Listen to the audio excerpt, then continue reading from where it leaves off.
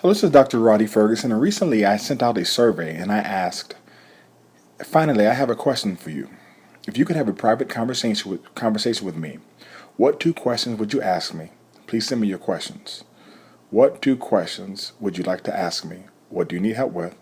I said I won't always be able to answer individually, but I will try to answer some of them in future videos, emails, and my next product for sure. Well, here's the question that I got. It reads, I apologize ahead for asking three questions. A, what do you think of the recent rule change? From what little I know of you and your history, you are someone who adapts to whatever you face. I speak of the leg grabs and grip breaking. B, also about the point qualification system. It can prevent your best player at this time from competing in the Worlds or Olympics.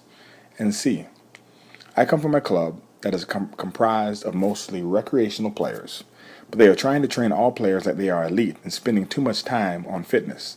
I think recreational players make up the majority of the judo population. How would you address this particular problem? First and foremost, you ask a question about the rule change in judo.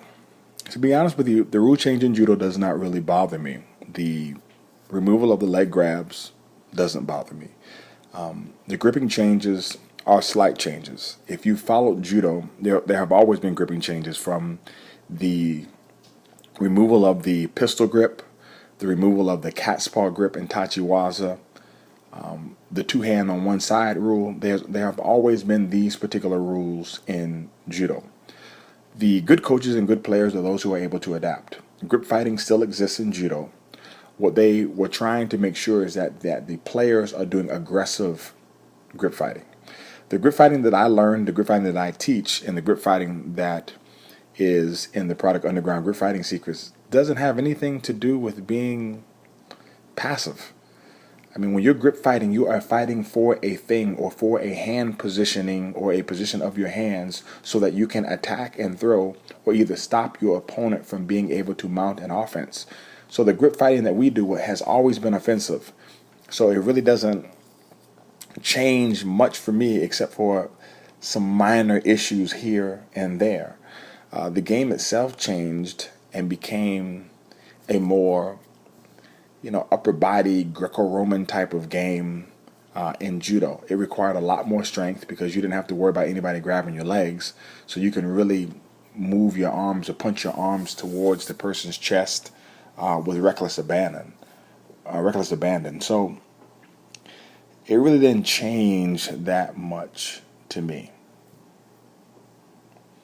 The second question is about the point qualification system. It can prevent your best player at this time from competing in the Worlds or Olympics. Listen, the way that the system is created for judo has, the brand of judo has been created such that it does not cater to those who are socioeconomically destitute or poor. It does not cater to those individuals who don't have money or means, and it does not cater to the countries who aren't going to put resources into or behind the sport. Right out of the gate, if you're going to practice judo, you need a judo gi. A quality judo gi or halfway decent judo gi. It's about $80 or $100. Most people don't have the $200 for the blue gi and the white gi, and usually you need two. You need two white gis and two blue gis when you travel. That's 4 gis. You're looking at 80 times 4, 320, about $320, and you're looking at anywhere from $99 to $150 a month for judo lessons. Those things are not inexpensive. I mean, yeah, they're not the most expensive thing in the world. It's not like a Rolex watch, but anybody who's going to judo practice more often than not has disposable income. This already creates a divide in those people who can practice a sport and those who cannot practice a sport. Case in point, you don't see a lot of people from a low socioeconomic background practicing hockey. Why? Because there are financial hurdles to hockey. There is one, your parents have to have time in order to take you to hockey practice. Two, the hockey equipment is expensive. Three, the parents all have to chip in and pay for lessons and ice time. Now, if you're going to do track and field, it just requires shoes and showing up. Basketball, shoes and showing up. Football, the equipment is provided. This, by default and by design, creates the population of people that you see within those sports, especially in the United States. It's very clear based upon our particular system of capitalism and the free market design that we have. Okay, you can see that a certain type of people play certain types of sports based upon the financial hurdles that are created, or the financial colander, if you will, that is created for that particular sport, that kind of sifts the people out and creates the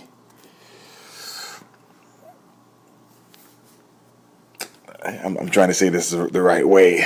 Creates the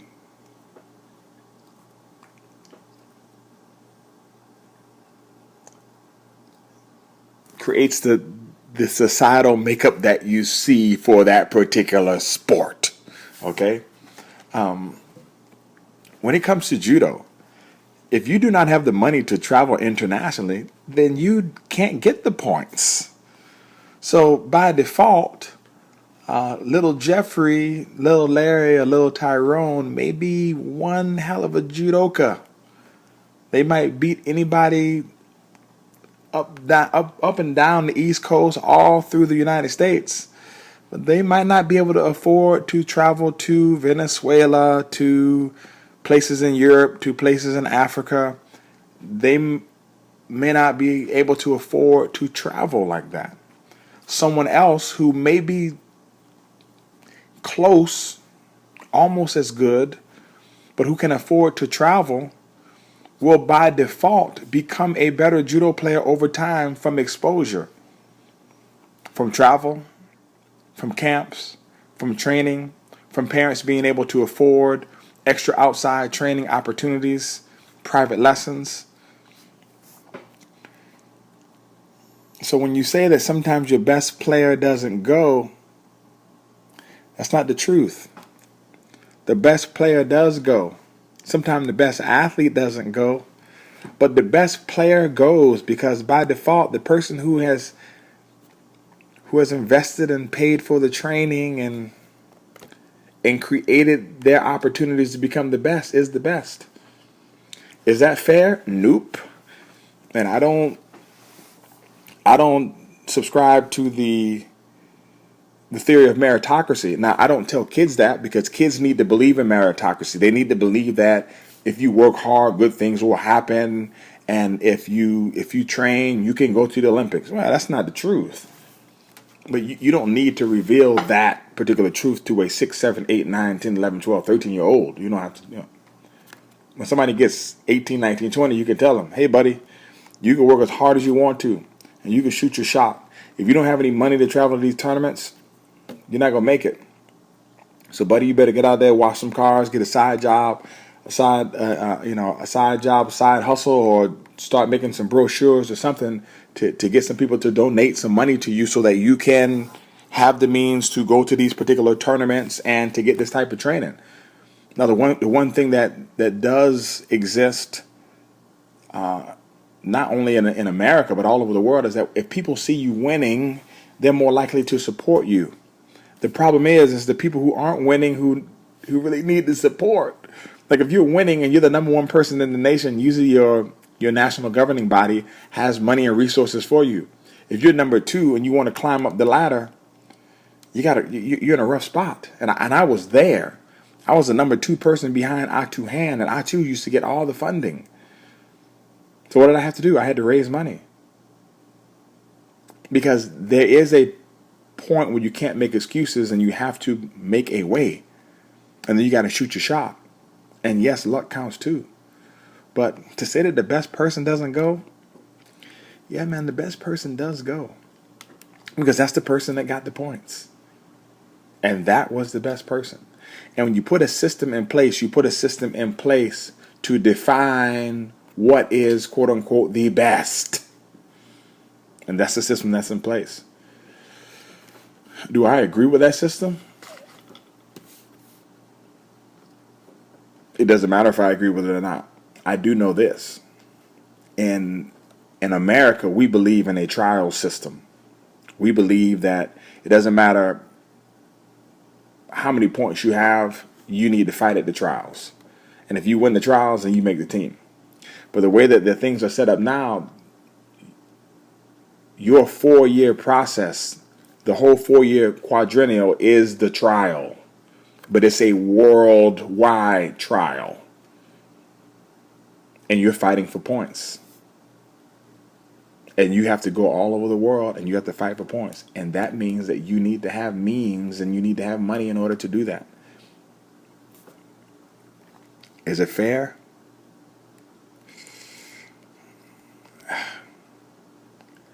I don't get into the fair or unfair argument. I do know this. I do know that that is the way that it is. And as a coach, I deal with what it is. I'm not a judo lobbyist. I'm not out to try to convince the IGF that they should do something different. That's not my deal. I'm not out to complain about what goes on or what's happening in judo. My job is to do the same job as other coaches. That's to adapt to the set of rules or tenets that are in place, to coach individuals and teach people so that they can become successful players and coaches, and to spread the quote unquote gospel of judo, if you will, of how quality the sport is, the things that are available for the sport, and the things that will develop quality character, good morals, and quality people. I mean, that's just the best that you can do. Your third question is, I come from a club that is comprised of mostly recreational players, but they are trying to train all players like they are elite. First and foremost, I'm not sure how they're able to do that, but it's a different animal in and of themselves, in and of itself. I come from a club that is comprised of mostly recreational players, but they are trying to train all players like they are elite and spending too much time on fitness. I think recreational players make up the majority of the judo population. How would you address this problem? That's an easy problem to address. You create two teams. You create a competition team and you have your regular recreation team. That way you don't create an environment that is off-putting to the recreational judo player, because you're going to be a recreational judo player longer than you are an elite judo player. Being elite is only available for a small period of time. And even the time when you're trying to become elite, you're still recreational until you actually become elite. An elite judo player requires practice 6 times a week. I can tell you right now that my son practices against some guys who are, for the most part, elite judo players. And I guess my son would be elite, if you will, placing second in the scholastics. But, I mean, he's really not elite. He's a decent judo player inside the country. My son practices Tuesdays and Thursdays, buddy. Twice a week. That's it. In my opinion, he's a recreational judo player. We don't do judo at home. We're not on the mat at home. We're not doing moves at home. He's not sitting down watching film with me. He's 7. I mean, he's having fun. When people come to judo practice, they want to have a good time. They want to learn judo. I believe that you run your club and you cater to the recreational players, and those who want to do the randori, do the hard sparring or the hard drilling, they should be able to do that in a competition class, or you should make it optional towards the end of class after you've taught judo. That way that the competitors can roll in a little bit later if they want to, and those who want to do recreational judo aren't, they're not feeling like they're in an off-putting environment or feeling like they're being put down because they're not training like the elite. You have to have an all-inclusive environment.